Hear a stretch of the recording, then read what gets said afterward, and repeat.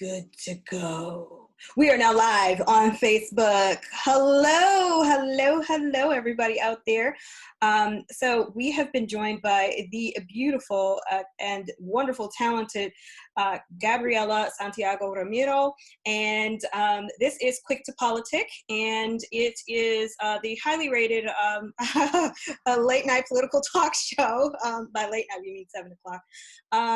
And so you are running for Wayne County Commissioner for District 4, which covers Southwest Detroit, Lincoln Park, Melvindale, and everybody. This girl, she organizes diaper drives, food drives for her community. She's out there doing everything, and she is amazing.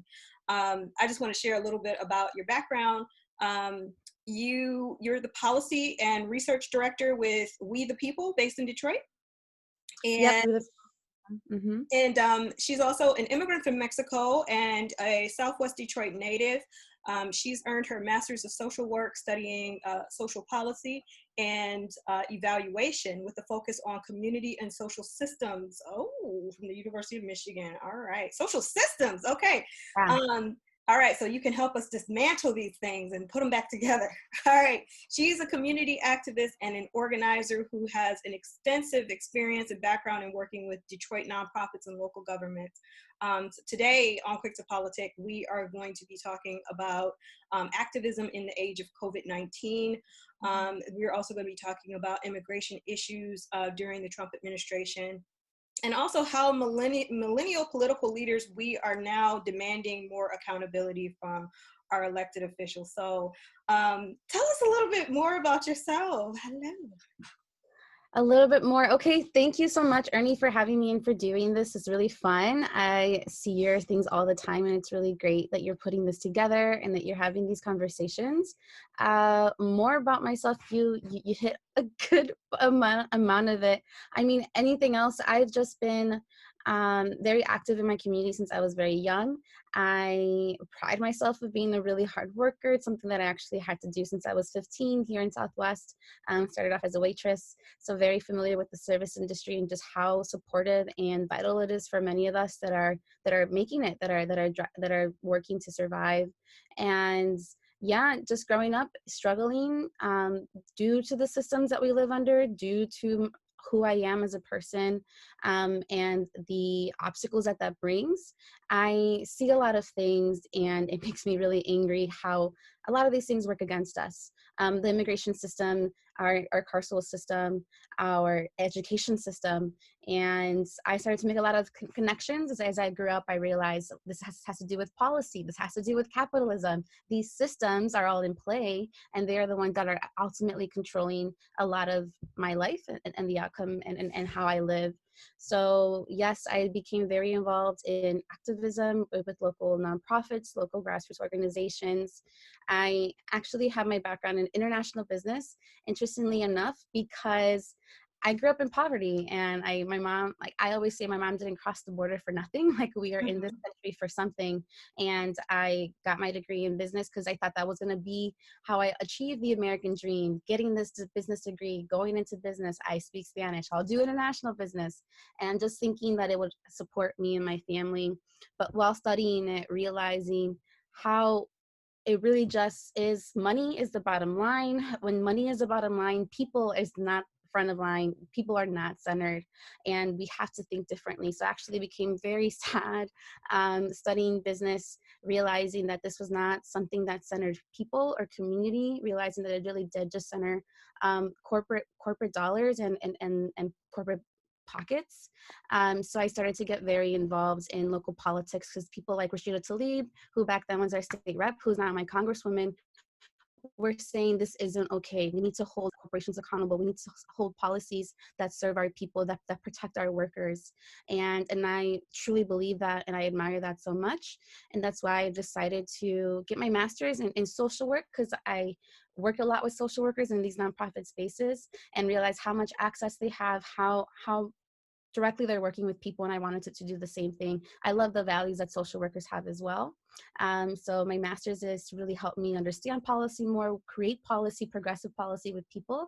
And I'm ready now to hopefully be someone that oversees a really large budget and make sure that it's serving our people, making sure that the money that we receive, that the county is able to receive federal grants. Okay, I'm glad we have those, but are we actually following through with the work? If we're gonna put a bunch of money into a new hospital, when will it open? Who will work there? Will we have what we need? We can't just throw money at something and then not actually have it follow through. Exactly. No system So, in place to help it actually thrive, or to even benefit the people who need it most, or they know about it. I'm glad you actually touched on sort of like the economic desire that you had to, like, I'm going into business because I want to be able to, you know, business is the way to be successful. Business is the way to, you know, bring good to your family and bring good to your society and your community. Yesterday, we actually had a guest on who talked about economic justice should be more of the focal point, because social justice is nothing without economic justice. And if you're not, you know, financially literate, and if you know, don't necessarily know what the systems are, then what benefit is it going to be for you to, you know, have that MBA if you don't necessarily have the network to be able to, you know, impact and to be able to thrive in that environment. So that kind of gets me, you know, I kind of want to, you know, tie that right into our next question, which is about your policy research at We the People. And tell us more about that, and how does it tie in with your message as a candidate for Wayne County Commissioner? sure. So, and then just to be frank, because I work for a nonprofit and this is like a very governmental role, I'm sitting here without like the We the People hat. I'm like sitting here as a person. It's after 5, right? And that's important just because the work that I do for this nonprofit is very hands-on, very grassroots, and I can understand and see the problems. I also understand the systems and how they work. So I believe that when we have people in power, when we have people in place who understand the issues and the solutions, then we can actually see those through. So the work that I do with We the People Michigan, I call myself the Policy and Research Director.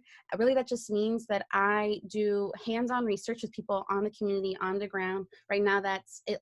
Last year, I was in people's living rooms. We were meeting in public libraries. Now we're meeting via Zoom, but we're really focused on our big campaign. Used to be, well, it still is, but times have changed and it's become a lot more difficult for us to push for driver's licenses for all. But that was a huge campaign that We the People and Cosecha, a great number of people, a coalition really, worked together to put this Drive Michigan Forward bills in place. And right now it's kind of at a standstill due to COVID.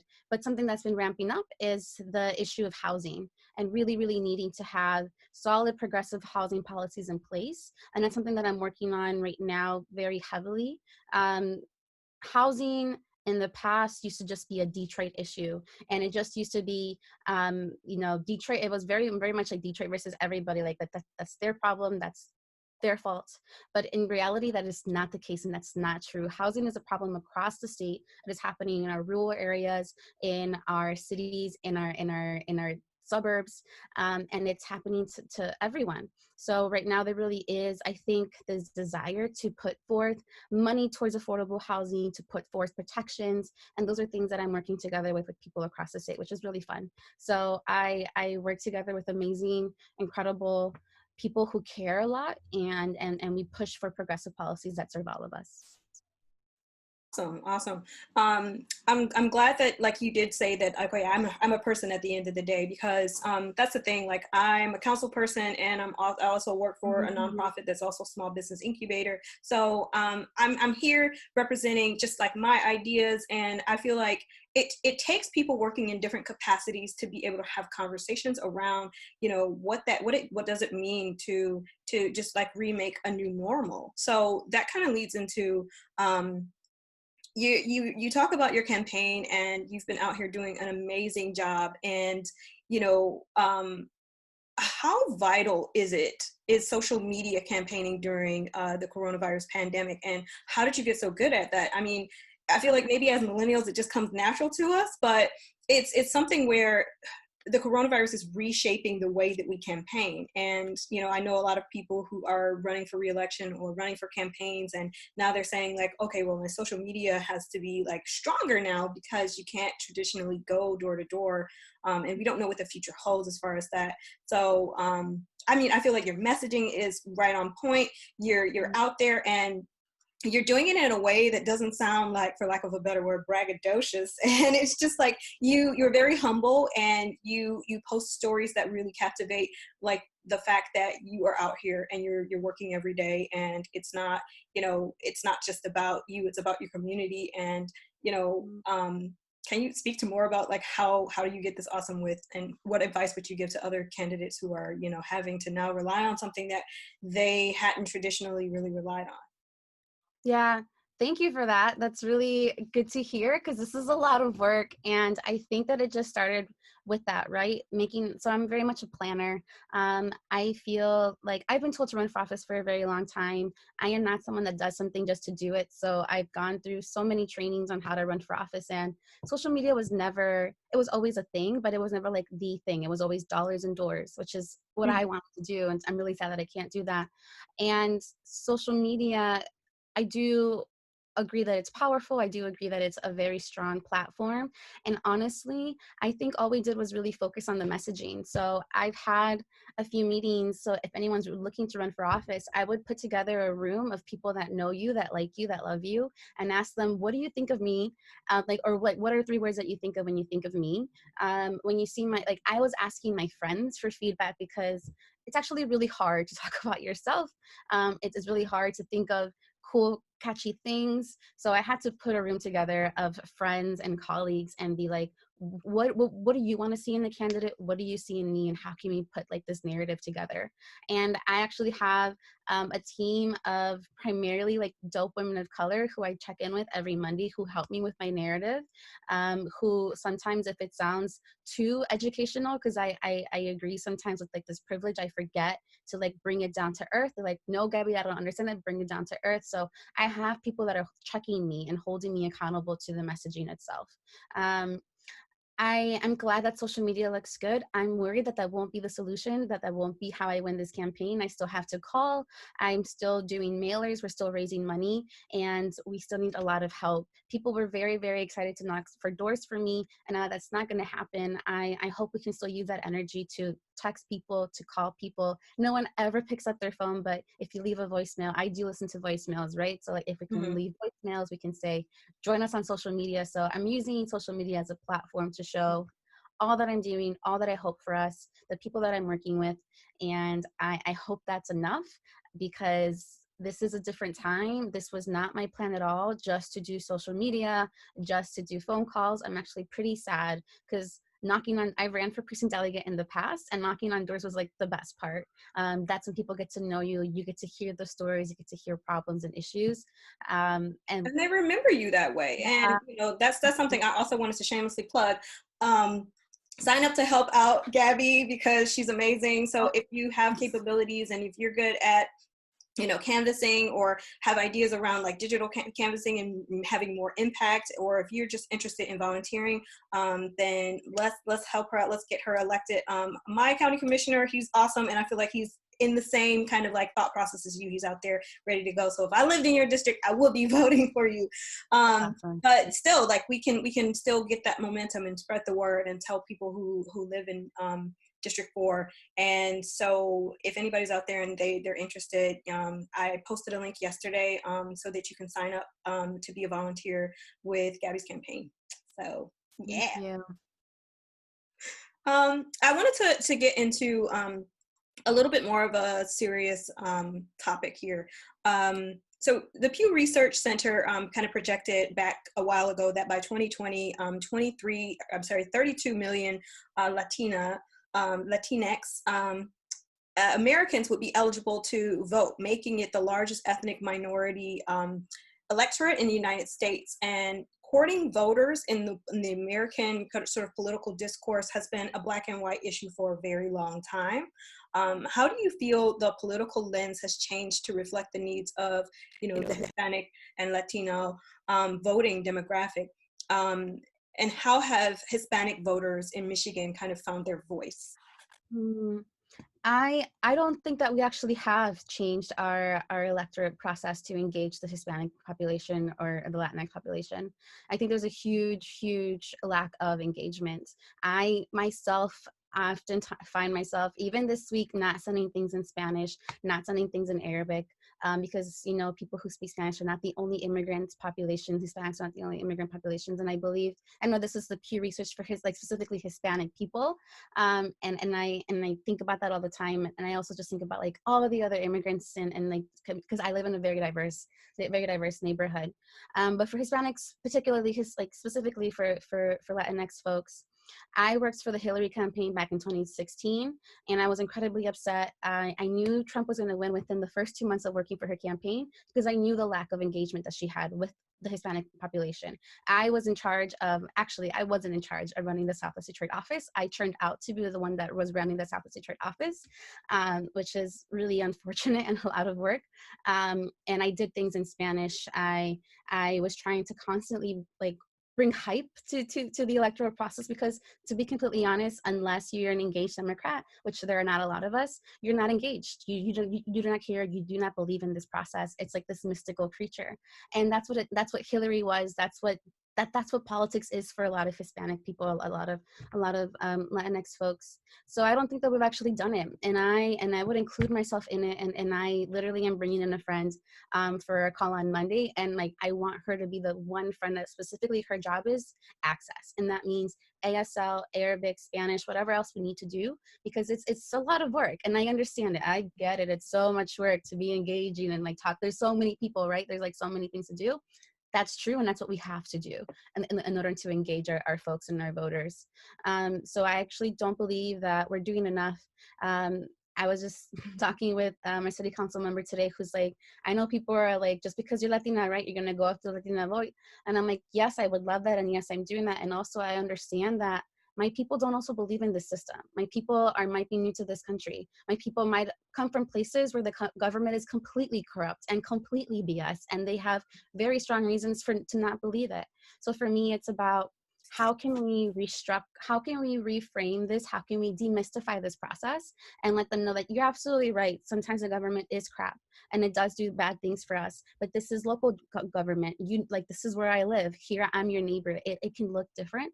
I'm not saying it's the answer, but it's I think one of the things that we have to do.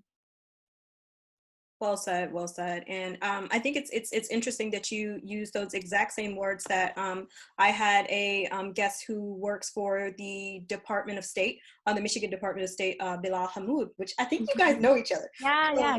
yeah, he's in a fellowship with me, and he was one of my first guests.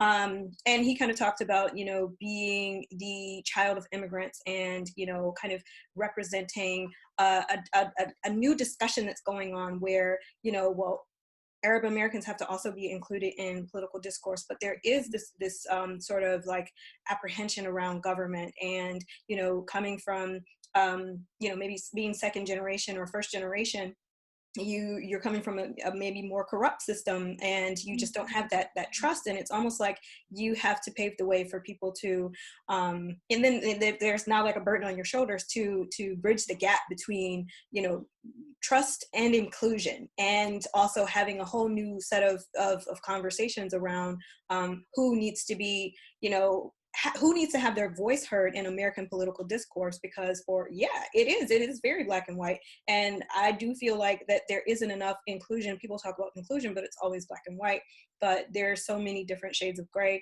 There's so many different perspectives that you're missing out on. You know, even as a minority myself, as a Black person, I still feel like I need to hear more from the Asian perspective. I need to hear more from, you know, the Latina or Latinx population. I need to know more about like what Arab Americans in Michigan are feeling. So I think that's our job as custodians of, you know, civics and, you know, just civil society to make sure that we're not just diverse, but inclusive. So I'm really glad that you touched on that, because that kind of leads into my second question regarding immigration just as a whole under the Trump administration. So like prior to even the pandemic, there were a lot of increases in, like there was a flood and increase in ICE agents. There were a lot of policies around limiting asylum for refugees. And then there were policies that also limited sanctuary cities' jurisdiction, in addition to stifling them from receiving federal grants. What is your take on the impact of some of these policies that kind of, they already make life difficult for immigrants, and you know they are impacting real people's lives. These are human lives that are being impacted, and then you throw in, you know, the coronavirus. You throw in, you know, the fact that the USCIS, the U.S. Immigration and Citizen Immigrant and Services Department, is now putting holds on things. And are you frozen? I think you are. Okay, I think we're froze. Hello.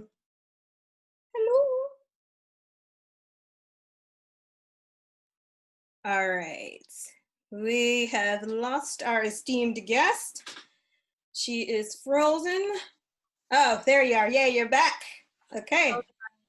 No, it's okay. It's okay. Because I feel like I'm like trying to block out noise. My neighbors just decided to come out with their lawnmower and start being really loud, and then like the minute they got quiet, I'm like, oh, now you're froze.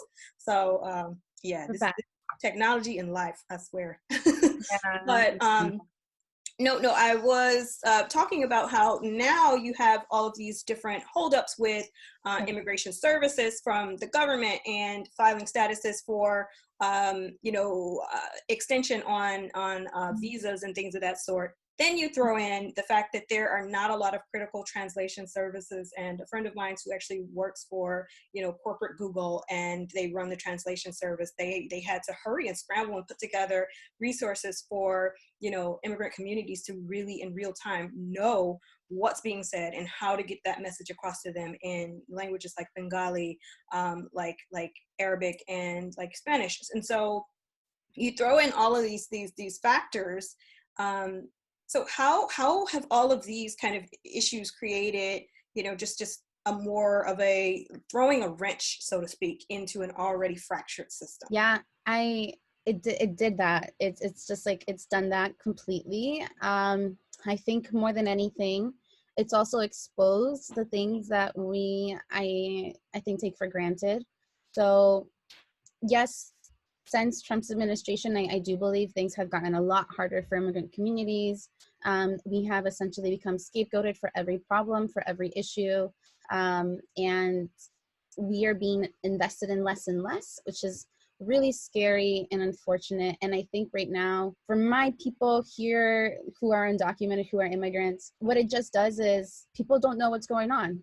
People call and they have all their ducks in the row. They have all their paperwork. They know that they're good to go for an extension, right, for their visa, but there's no one's at the office right now. So I think more than anything, people are hoping and praying that they're okay, because for the majority of the part, people are doing what they have to do to make sure that their status is right, that they are doing what they have to do to be here safely. And when there's nobody there to pick up the phone to let you know that what you're doing is okay and you will be okay, that's really scary. I think we're all hoping that once we're back in action and back in working, folks who may have missed, and things have changed, right? So like courts have been canceled, so we're hoping and praying that if there would have been a date that we might have missed because of the time, that things are forgiven, right? That we have some leeway. If we don't have that leeway, it's gonna be a fight, because it's not okay. Like we were not prepared for this, and we're all hoping that that's not the case. Like that we're hoping that there will be a leeway. People will be kind. They will be patient.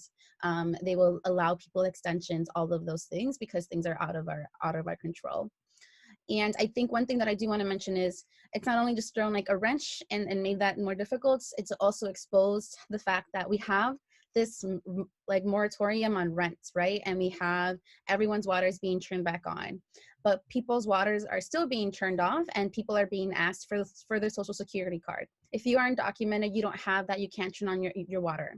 If you are renting for someone and you have a verbal contract, then this moratorium means nothing, because legally you have no kind of support.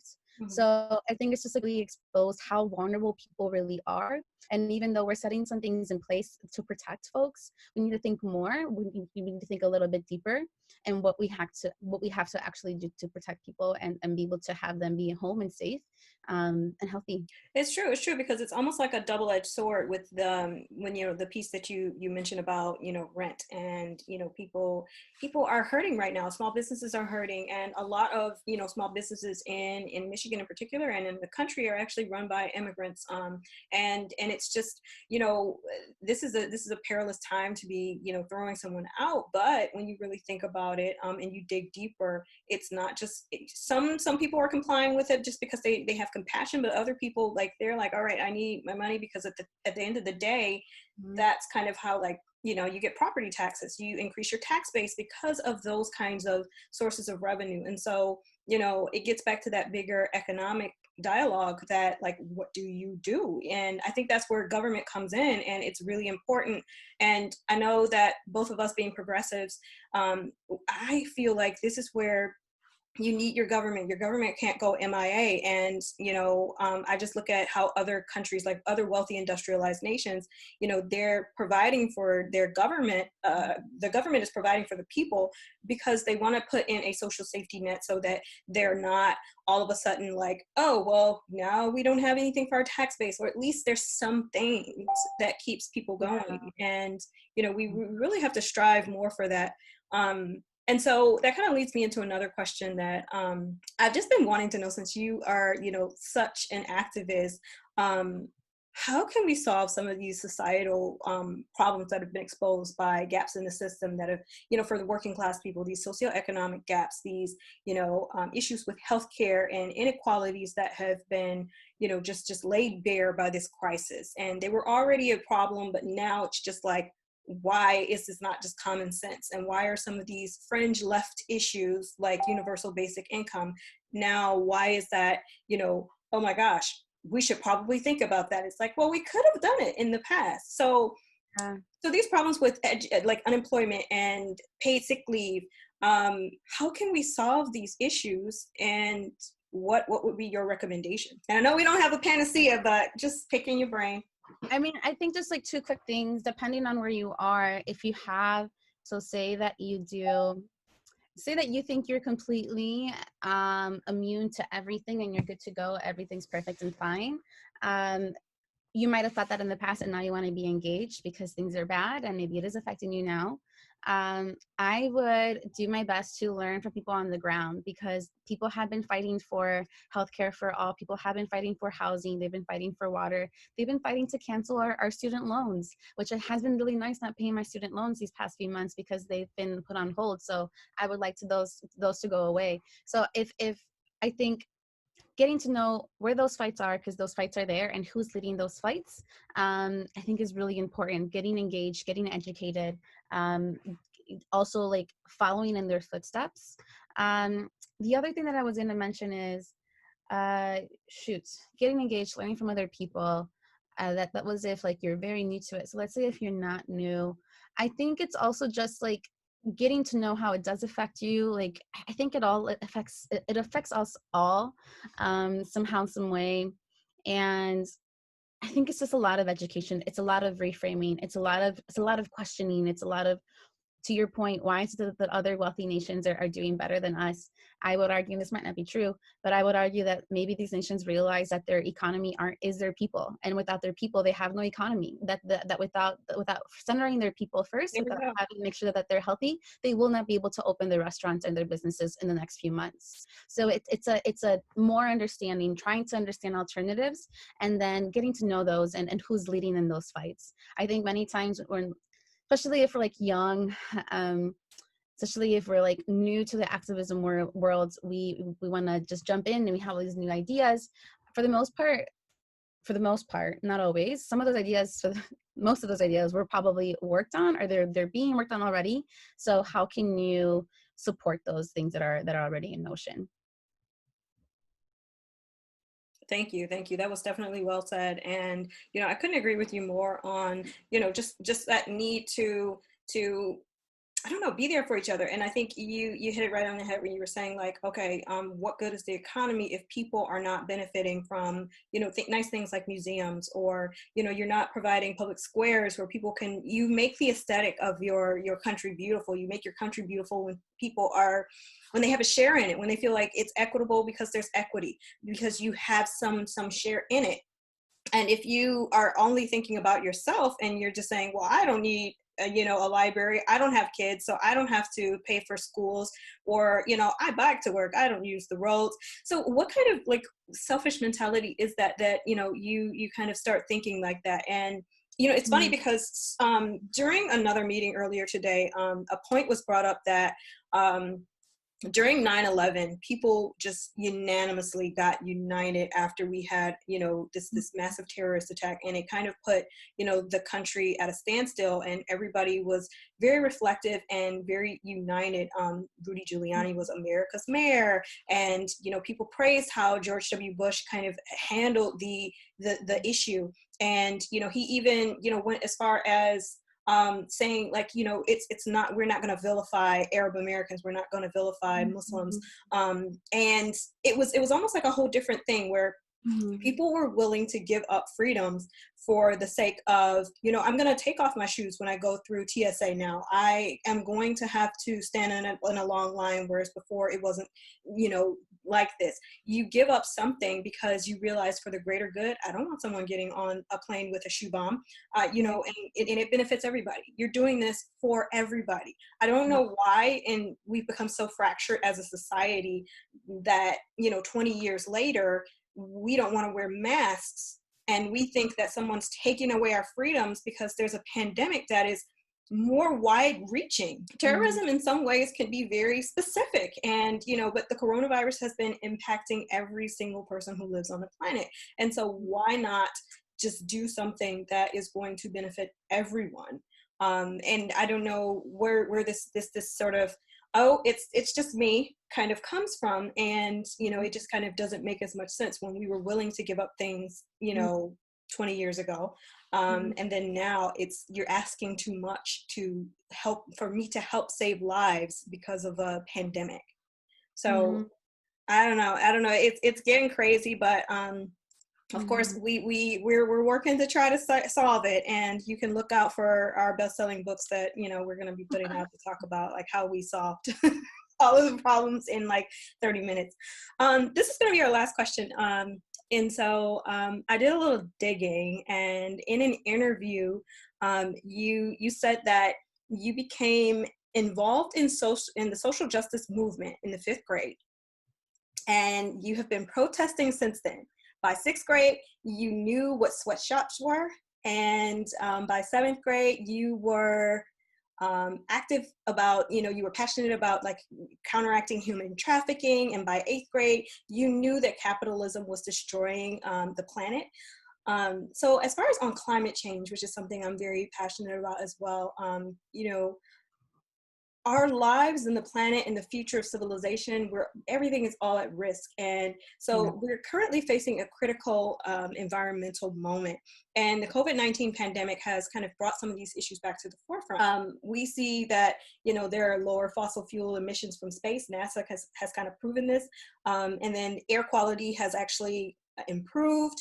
Are you still passionate about saving the planet? And I'm a big advocate for, the zero waste lifestyle and, minimalism and, veganism and just lessening the impact of our carbon footprint.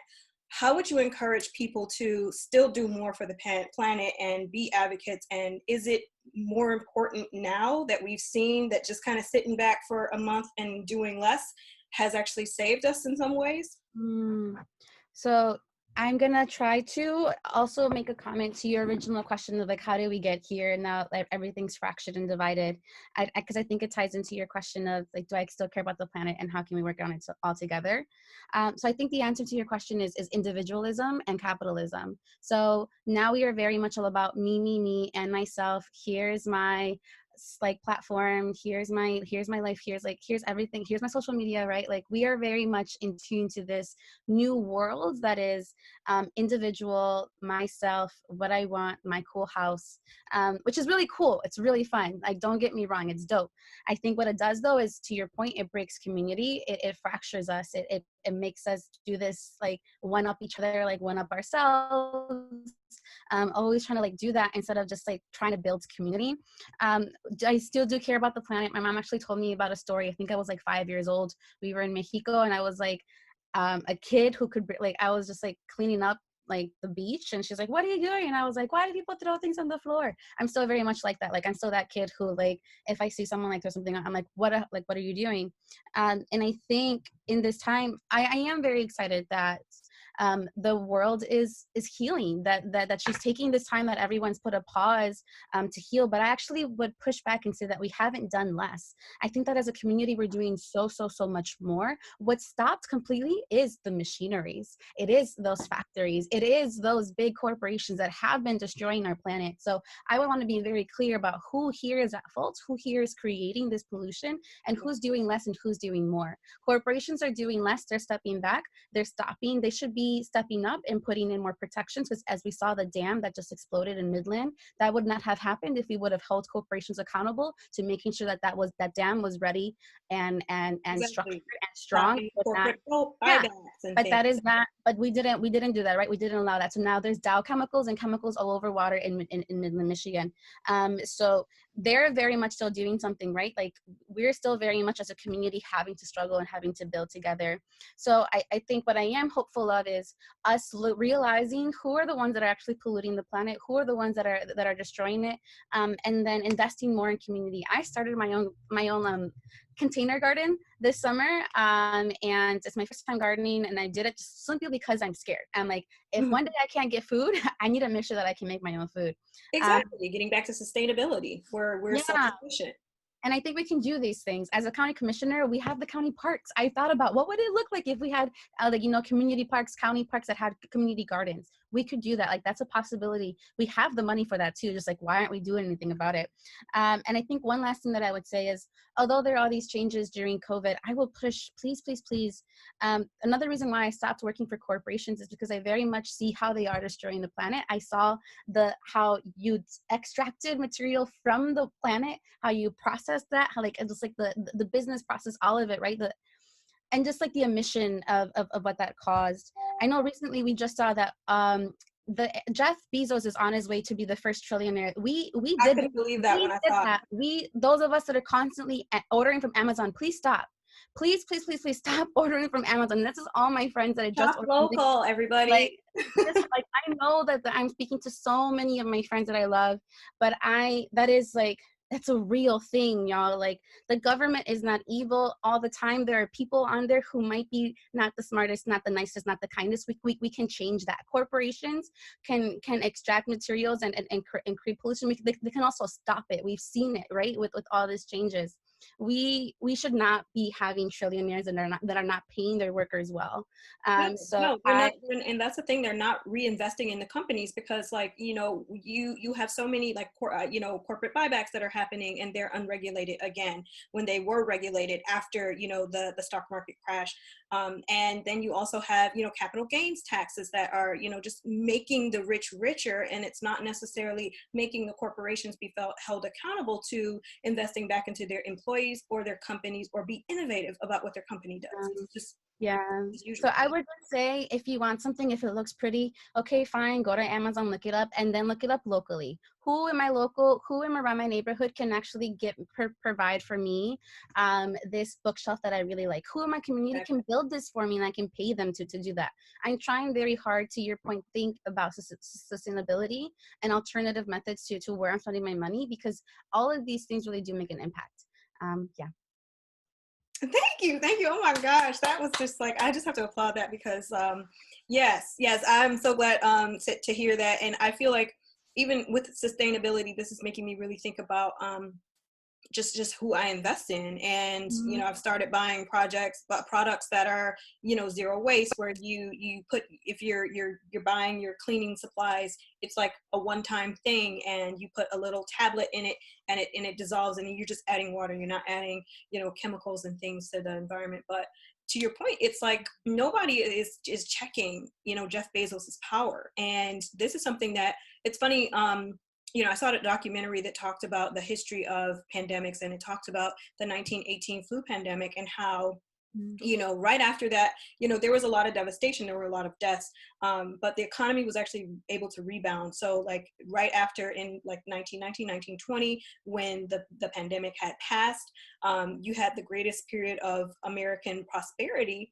And the economy was doing really good, but at the same time, there were a lot of regulations that came out of that. And we wanted to make sure that our companies were investing in the right things, which was American Mhm. society. So I'm actually glad to see that some companies and corporations are stepping up and practicing corporate social responsibility, and there are community benefits ordinances that will hold these corporations accountable, and saying, if you're going to be here, this is what you're going to do. You're going to cut your carbon emissions. You're going to try to lower, just you're going to try to increase your sustainability and lower your emissions rates, and you're also going to do something for the community, and you're going to give people a livable wage. So it's like, we have to demand more. We can't just idolize Jeff Bezos now that he's a trillionaire and say, oh, one day we're going to be him. And I think that's the fallacy in the American sort of the American dream, is one day I'll be like the billionaires, like the millionaires. And it's like, I feel like if I had $90,000, I would be good. I would be good. I don't need a ton of money. And, it's Mhm. just like we have these crazy high, goals for money. And it's like that greed isn't really getting us anywhere. Are we going to be any happier? So Mhm. with that being said, tell everybody where we can find more information about your campaign. Can people follow you on Instagram or Twitter or Facebook? And where can we find all the wonderful things you're doing? And please, people in District 4 of Wayne County, vote for Gabriela Santiago-Romero. Please. We need her in Yes. office. Thank you. Yes, I would say we need just me, and then many, many more people like me, people who really do care about changing politics. So you can find me definitely on social media. I am not on TikTok yet. I think that's going to be really time Me consuming. either. I need to get on TikTok. It I seems think it's too fun. much. It seems like so much fun. People like, please send me videos, but I think it's to be too time consuming for me. So I you'll saw find me on Chris Cuomo Instagram. from CNN, the reporter whose brother is the governor. He did a TikTok video and he was dancing. It was really funny. You see, they're good. They're cool. Maybe I'll dance off TikTok. But yes, I'm on Instagram and Twitter and Facebook. Please check out my website. We're building it off more. My website is my name. So GabrielaSantiago-Romero.com. And we're adding more and more to that. My platform, more news, like more newsletters potentially, or like articles. That's what I mean. Articles of the work that I've done to get to know myself a little bit more. And also, please sign up to be a champion. So usually campaigns revolve around people knocking on doors for folks, for candidates. And right now, we probably won't be able to knock on doors. And if we do, it'll just look like dropping literature in July. But before then, we're focusing on calling and texting our neighbors and letting them know that we can vote from home if you're registered to vote, so you can vote safely, and to vote for me August 4th, letting them know also what county commissioners do. Many people don't know what county commissioners do. I can tell you right now, they spend your money. County commissioners spend our county budgets, and they are supposed to be the ones that hold all the other elected officials, like the prosecutors, like the executive, accountable to their roles and to their departments, which I'm really excited about doing, because those are really the prosecutor's office, right? Like, so really, really important offices that the counties work with that we're not aware of. So yes, follow us, join us, please volunteer to help us get the word out and get our communities to know more about what these roles are, and getting us more engaged in actually creating change. Yes, yes. And that's actually, I'm glad you talked about like people not knowing what the roles of, their elected officials, especially in, at the local level, not knowing what they do and what these jobs are. That's something that I wanted to start this back in December, this Quick to Politics series. and it was like right after the election, and I, won my first elected position.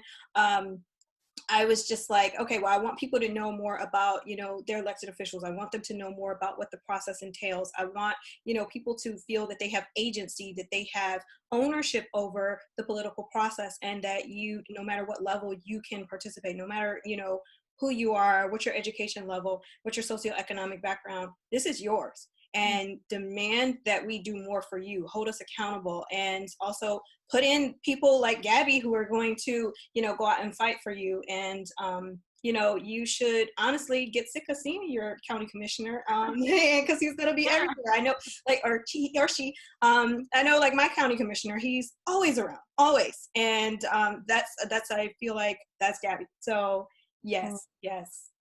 So thank you so much for joining us. Thank you, all of you out there on Facebook, for joining live. We're going to be signing off here on Facebook. Thank you for attending. Stop live stream. Thank you out there on Instagram Live. I think we lost some of you.